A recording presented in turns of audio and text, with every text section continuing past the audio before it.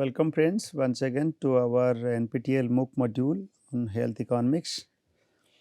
We are taking a little departure from the conventional understanding of health economics by including the section on behavioral economics. Again, within behavioral there are also desegregation. We will discuss about which is called conventional one and which is non-conventional approaches.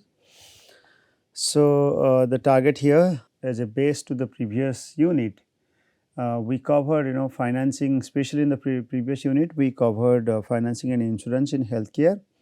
In this week of our course we will discuss about behavioral health economics.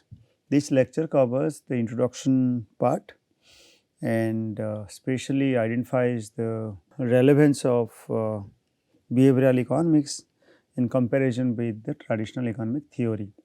So, behavioral economics is not possible without indeed citing the context called nudge, but nudge we are actually by the name authored in 2008.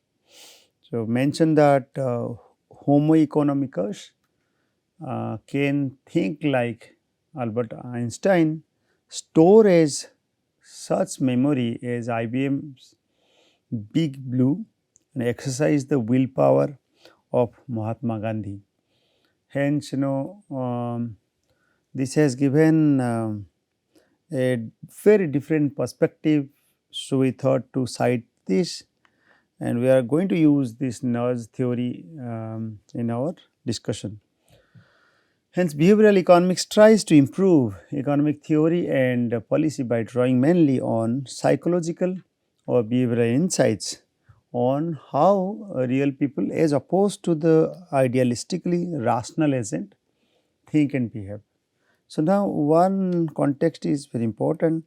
In our economic decisions or in economic theory, the fundamental assumption is the persons to be the particular person to be rational. But in reality it is not the case in all times. The person might take decision in irrational structure as well. So, we are going to discuss what do you mean by rational and what do you mean by irrational assumptions. Generally, economic model assume that humans are rational and predictable, but we are unfortunately not as smart. We often take not so rational decisions. You can also refer to the work of illustration given by Pranjal Kulkarni, India Behavioral Economics Network. So, those designs etc. are actually taken from this. We are hence citing for you can refer this speech and clarify further. Now, regarding some nudges or some behavioral perspective, we are just citing some illustrations here. Emphasizing scarcity often leads us to fall prey to marketing tactics. You might have seen that in online stock sometimes often the case they write that stock is finishing shortly, you reserve your booking. Okay, so don't miss out, and last day or limited time offer etc. they used to give. Similarly, they also indirectly market with the word called very rare, you must buy, these are the common words. And similarly, they use a direct approach like called special offer, year end limited entry, and only 10 spots are left etc. I usually mention. Another way of looking at the marketing or the behavioral perspective is like persons are discussing here is I think I will buy this outfit, and somebody else is actually somewhere giving you the direction that while buying you will be looking very good. Okay, so it tempts for the persons to go for purchase. Similarly, in different food chains, you will find number of directions okay for marketing, like it is written as treat your parents for no reason today. Okay, so I mean, you will also sometimes we follow the marketing tactics of which is behavioral in nature, like destination wedding etc. Look at, like here the word we written, we are actually following the illustration of Pranjal. Look at all these celebrities weddings in Rajasthan. So hence another couple might think of extending and go for the wedding of such variety. Another one, maybe we should have our wedding there too. That is why it's indirectly tempting. Okay, sometimes some incentives are given, like if you walk faster, I can skip the rush hour and find a seat in the metro. You might have seen the problem in Delhi and even in Mumbai, all such metro cities. So there are rush hours. If you relatively walk faster, your task might be completed and you will get a seat in the metro. Hence, that works as a simple nudge how you can go for effectiveness of your work.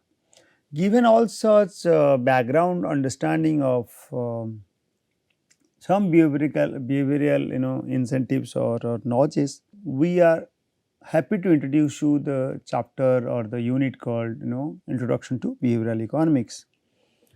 So, the model of economic behavior we have considered in this course is restrictive in a number of ways. It assumes rational economic agents.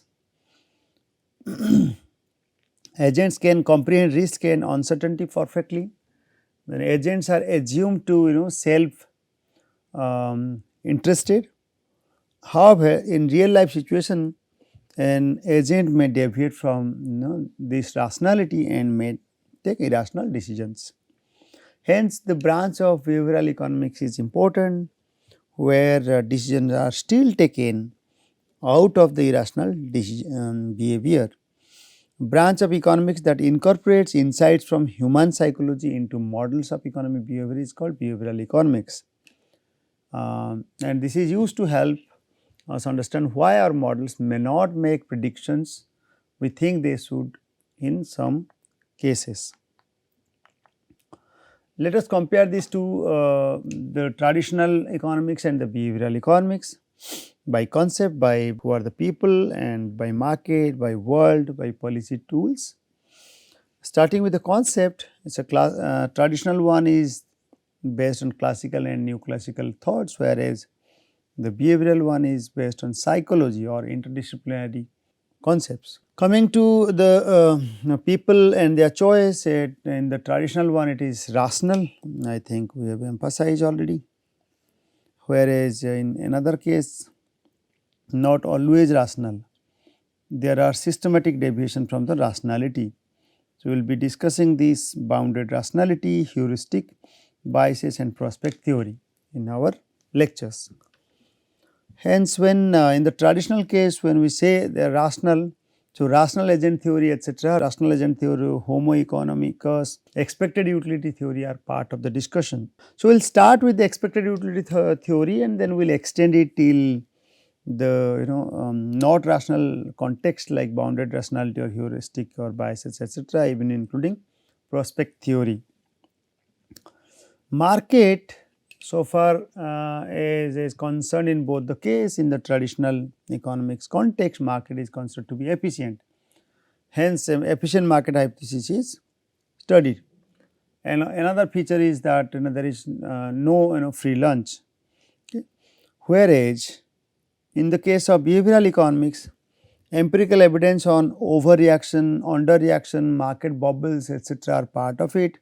Hence, there are possibility of market crisis, and some concept called crowd psychology, collective behavior are part of the discussion of the market. And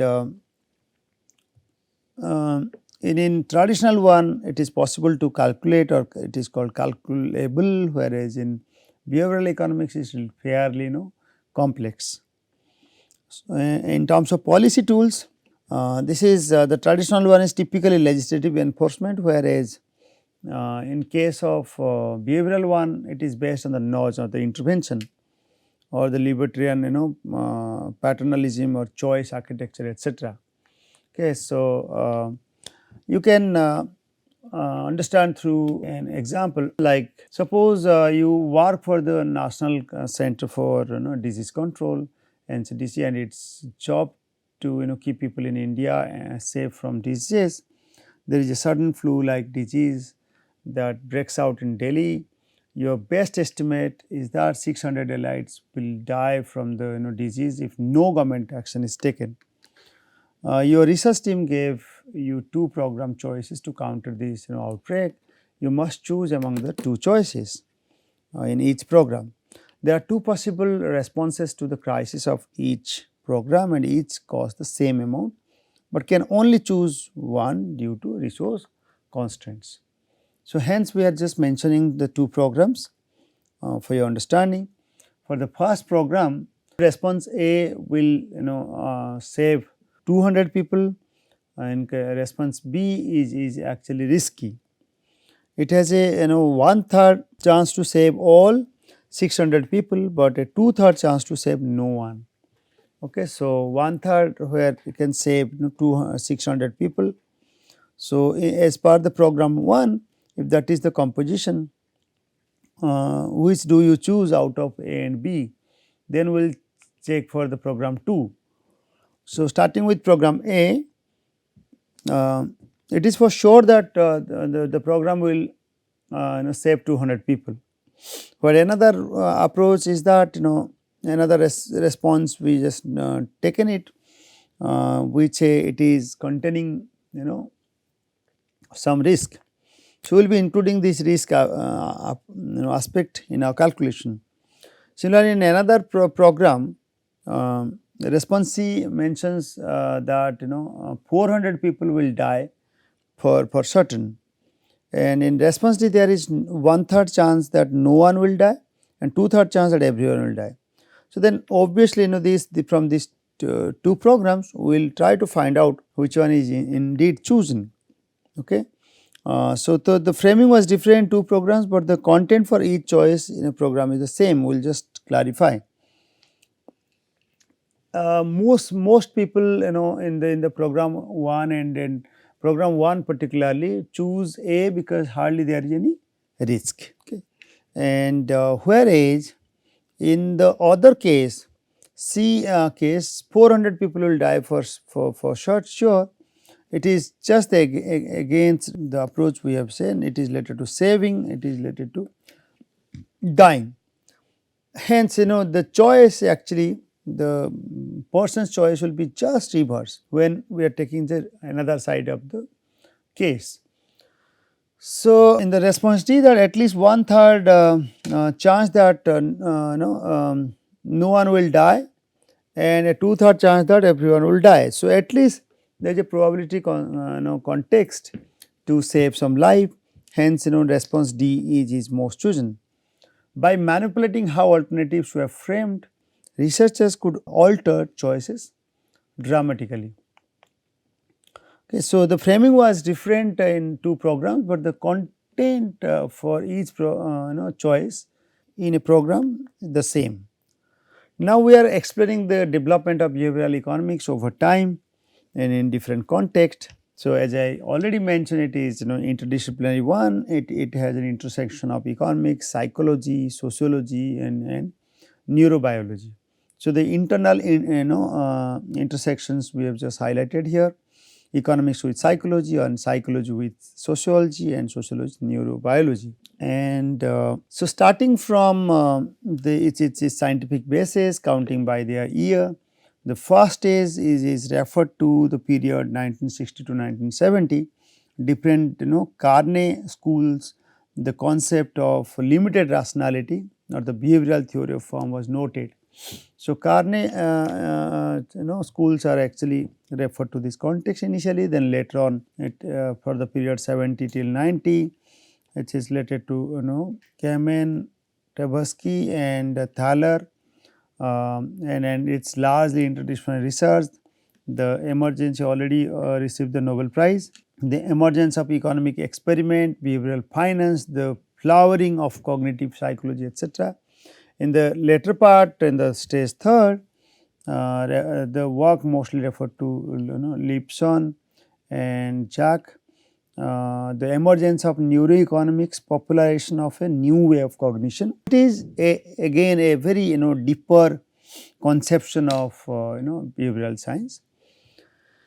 There are its scientific basis referring to its Friedman economic theory and also expected utility theory, and then its origin of cognitive psychology, etc. And in between, due to the technological changes, there have been some change in the design or the structure of behavioral economics.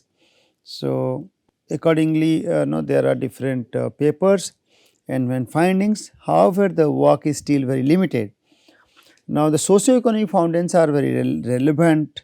The emergence of the mainstream economy and then the improving the welfare of the population is accompanied with the some possibly rational choices. The growing role of state in the economy and the growing demand of society for new theories, etc. We have referred the article for your better understanding. Now, as I already said, it is based on rationality. However, we need to just specify the difference between these two, Homo economic and the humans. So, rationality rationality, self control, selfishness, stability of preference, etc. So far as the Homo economic is concerned, but the humans may go for predicted irrationality and limited cognitive skills, emotions, social norms, morals, etc. Then also limited selfishness and variability of preferences as well. So, we will be just discussing all sort of things. Behavioral economics is concerned with systematic departures from rational choice. Okay. Behavioral economics attempt to identify systematic biases, and it departs from rational choice, and the departure from rational choice can inform the development of more general descriptive models of economic behavior. Models can be used to develop testable hypotheses and predict economic behavior. Some systematic departures from rational choices are presented here as generosity and selfishness, paying attention to sunk cost, overconfidence, self-control problems, hyperbolic discounting, and another bias. I mean, these are all important biases noted in the context of rational choices. Some systematic departures from the rational choices in terms of biases, like framing effect, and we will also give each of their examples for clarifications. Starting with the bias number 1 called generosity and selfishness. The economic model of rational choice assumes rational self-interest, where people often engage in the act of generosity and exhibit altruism. These acts motivated primarily by a concern of the welfare of the others, such as donation to charity are the most obvious example, and economists have tried to include these in the model, for example by addition of someone else's consumption into your utility function, and parents utility depends on child's consumption. So that's where we address some sort of selfishness or the generosity, etc., which the camouflage the market in a different form, or the utility patterns are different. Another one we have already mentioned, another bias is called paying attention to sunk cost. Sunk cost, as we all know, that it's considered to be a lumpy cost at the entry, which are usually not recovered as per the definition. However, when sunk cost is already incurred, it tempts but the person or the organization to indeed be attached, even if there are some you know disturbances in the model.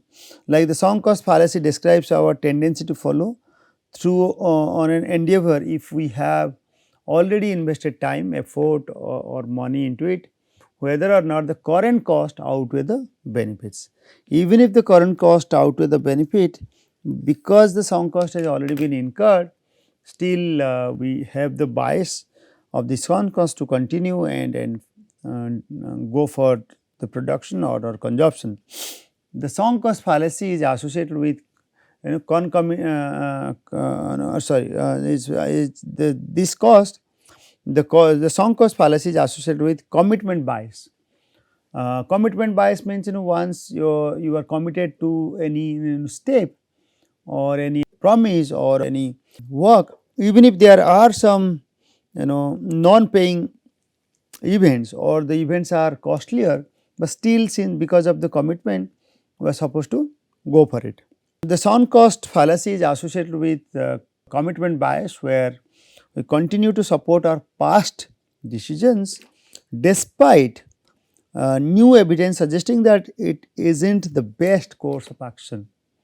Okay.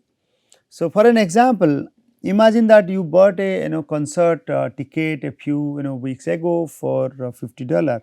Weeks ago, on the day of the concert, you feel sick and it's raining outside. The traffic will be worse because of the rain, and that you risk getting sicker by going to the concert. Although it seems that the current drawbacks outweigh the benefits, why are you still likely to choose to go to the concert? Still we are going because of we have already purchased a bigger ticket, and it is still influencing our decisions. So similarly, sometimes we watch different, we already purchased different the combo package or the entire package for that serial, but in between we find that yes, serial is not that interesting. However, we always attempt to still check if anything is going to be better, and we will try to complete that that series. So these are some of the examples. Another is called overconfidence bias, bias related to overconfidence. When individual believes that skill level and judgment are better than they truly are, or they expect that outcomes are better for them and are more likely to happen than they truly are, such as gym charges etc. are taken monthly basis instead of single day basis, with the belief that or overconfident that or the over optimistic goals are made to be utilized. But some there are some events where people feel not to go, and so may not continue every time. So because of the overconfidence of taking off the task, the person purchases the entire package.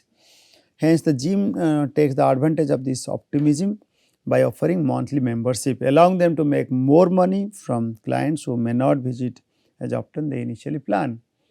So the planning fallacy is part of the explanation, and indeed the planning fallacy is another example of overconfidence, where people underestimate the length of time it will take them to complete a task, and often ignoring past experience. That is also part of a different behavior. So another bias is called self-control problems and hyperbolic discounting. Okay. It used to be the case that the person takes the decision based on average or over in reality there are different course of action in different period of time. So when the people takes the decision based on now, people have a strong preference for now as against to the future events. A 10% discount rate implies that $1 today is equivalent to 0.9 next year. So there is evidence that many people have have a higher discount rate when making decisions about immediate consumptions. So the bias is that I mean there are different discounting rate, but the discounting rate are not really encased or not really counted in the mind of people. Hence different decisions are taken. So and that's basically called hyperbolic discounting, that is clarified as tendency of people to place much greater importance on the immediate present than even the near future when making economic decisions. So that means the future decisions should actually consider the time discounting rate. Coming to the bias of this, one problem occurs that is related to the decision is called decision stop being time consistent. Consistencies in a consumer's economic preference in a given economic transaction, whether the economic transaction is far off or imminent. When consumers are not time consistent, they will specify their preferred exercise and diet routine for next week now. But then when they get to next week, they won't want to stick with the plan they set up. So, now we are clarifying behavioral economics for health and healthcare, how in the healthcare context these are specified. In healthcare, people find it hard to understand important information when making decisions. Making a wrong decision can have a bigger problem, and sometimes people choose things that aren't best for their health in the long run. Some of the applications of behavioral economics in health are mentioned here, such as organ donation, health insurance take up, simplification of choice, reduction in tobacco use, obesity, etc. You can go through the examples. So, especially in organ donation, I am just giving you the summary. Some countries have their own policy related to organ donations. One might be of opt-out system or opt-in system. In Indian context, used to be opt-in system where people are given the choice to register for their organs to be donated after death.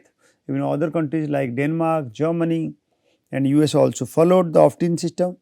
Like another one is the mandatory registration, and one has to in his life, when the person is live and is supposed to fill up a form declaration that organs to be donated. That is, if any there, then at any time they can write for their opting out policy or opting out action. They can write down that I am going to opt out this. So, such countries, some countries following this like Austria, Sweden, France and Russia. The significance of behavioral nudges is substantial, as they can assist individuals in recognizing their genuine preference for organ donation without biases. The opt-out system have high enrollment for organ donation than the opt-in systems. Some of the reports we have just mentioned here, that according to 2003 report, the willingness to donate organs ranges from a peak of 80 to 100% in Austria and Sweden to a minimum of 4 to 20% in countries such as Denmark and Germany. Okay. So, enrollment in government sponsored health insurance program, another one we already mentioned, and another is called simplification of prescription drug insurance plan choice. I think I need to sometimes you will find in government sponsored health insurance program, as mentioned in Baker et al. They found the reasons for improving take-up rates, such as problems in understanding the cost and benefits of alternatives, the sheer amount of choice bias toward the present over the future, and misunderstanding of the degree of risk, etc. In case of simplification of prescription drug insurance plan choice, people do not appear to be making good choices, to present only relevant information available, to limit the number of choices available, and selective contracting, etc. Part of it, I think you please go through all these details, will be useful. Obesity, where traditional reasoning for obesity is that food prices has gone down, so people have increased consumption. So, food prices used to be written in traditional format. However, researchers believe that obesity is not a rational choice. The reason obesity due to food companies attempt to change the taste of consumer through campaigning and advertisement. Okay. So, in the next slide we will take the understanding of nudge, how these are actually helping the students or the people to go for a healthy practice. Reduction in tobacco use, another one. Traditional economic method suggests that raising prices again or taxes and providing information about perils or regulations, etc., will be curbing, whereas in case of behavioral economics context, this encourages people to sign contracts to quit smoking, providing rewards for their skipping the habits. This is what we will also discuss from the Simpsons work on nudge. This is where suggests that when you keep your healthy foods nearby to you, your chances of accessing it will be very high. So, healthy food we have kept it here, whereas the relatively unhealthy food like donuts etc. are actually kept from a distance. Hence, my cunning choice architecture will soon have home eating healthy. This is what is written. So, testing economic theories with data and approach is called experimental economics, or the branch is called experimental economics when we are testing with those theories, and we used to give some econometrics approach or the experimental approach. Okay, so some of them might be discussed in other sections. Okay, some of the coverages will make it. However, I am just presenting here what exactly are there in our structure. So far as behavioral economics is concerned, we start with the economic theory, then we address traditional economic theory where we will calculate or we clarify and calculate expected utility theory. However, the non-conventional economic theory is defined as or is explained as behavioral economic theory. We will be discussing in other lectures, especially in lecture number 3 on prospect theory, then inconsistency theory and nudge theory, and in the next lecture we will be discussing on expected utility theory. So, these are our readings which we have followed, and I think will be very useful for you to follow it correctly. I am sure this is going to be useful and you will raise your queries. Thank you.